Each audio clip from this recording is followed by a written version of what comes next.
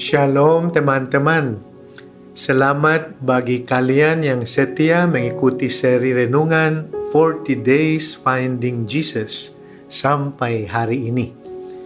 Bacaan Injil yang menjadi bahan renungan kita diambil dari Yohanes bab 13 ayat 1 sampai dengan 15. Yohanes 13 1 sampai 15. Saya usul kamu bisa pause dulu rekaman ini, baca sendiri ayat-ayat tersebut secara perlahan, bisa juga berhenti sejenak dan merenung kapan saja, kemudian bisa lanjutkan lagi dengan renungan kita, oke?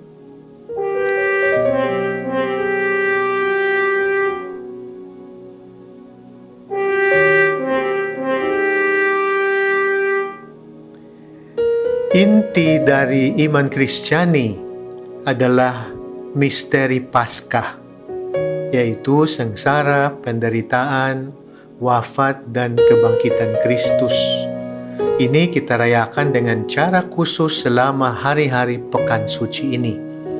Dan kini kita sudah sampai pada puncaknya dengan Trihari Suci. Pesan utama dari semua perayaan ini adalah kasih. Begitu besar kasih Allah akan dunia ini, sehingga Ia telah mengaruniakan anaknya yang tunggal.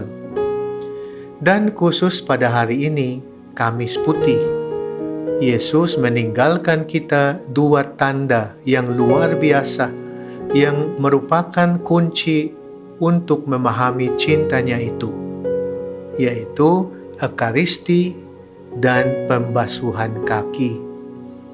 Tidak ada cerita tentang penetapan Ekaristi dalam Injil Yohanes, tapi konteksnya bacaan kita ini adalah perjamuan malam terakhir.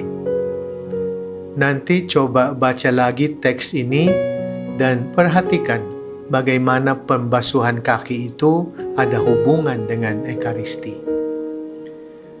Di ayat 1 kita baca, sebagaimana Ia senantiasa mengasihi murid-muridnya, demikianlah sekarang Ia mengasihi mereka sampai saat terakhir.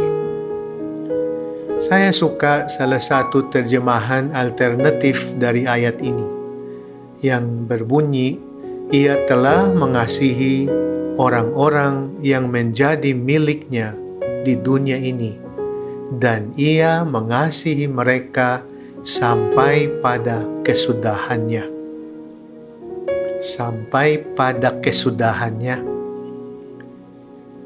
Cinta Tuhan itu until the end, without limits.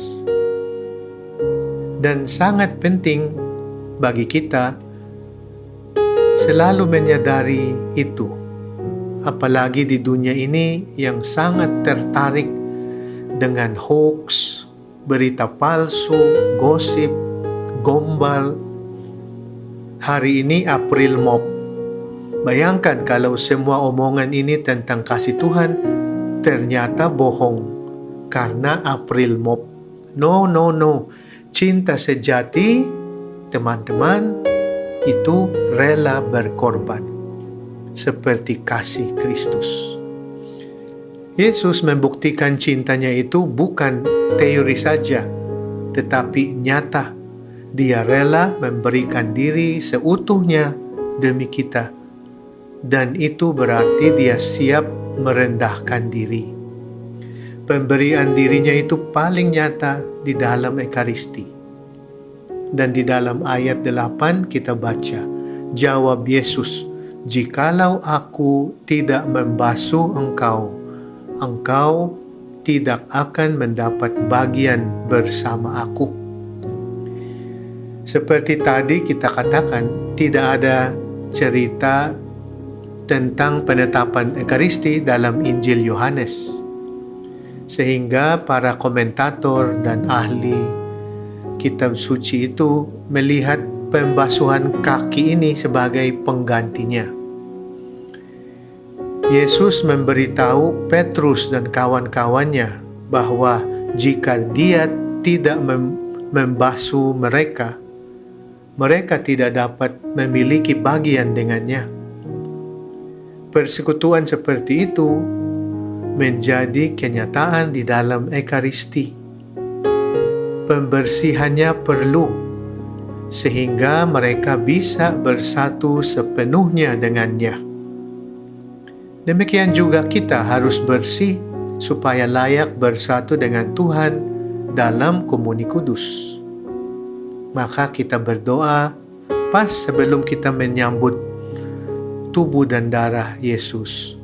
Ya Tuhan, saya tidak pantas Engkau datang pada saya, tetapi bersabdalah saja, maka saya akan sembuh.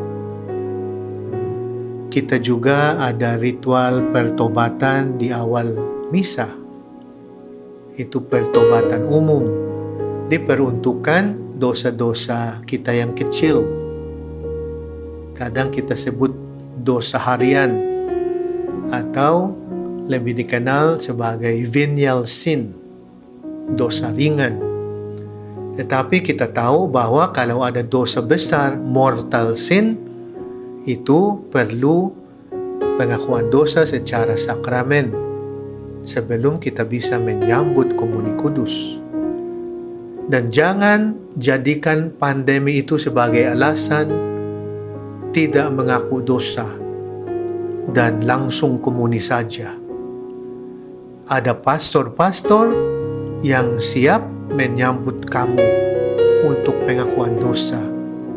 Tentu saja sambil menjaga protokol dan dengan hati-hati, tetapi tidak mustahil.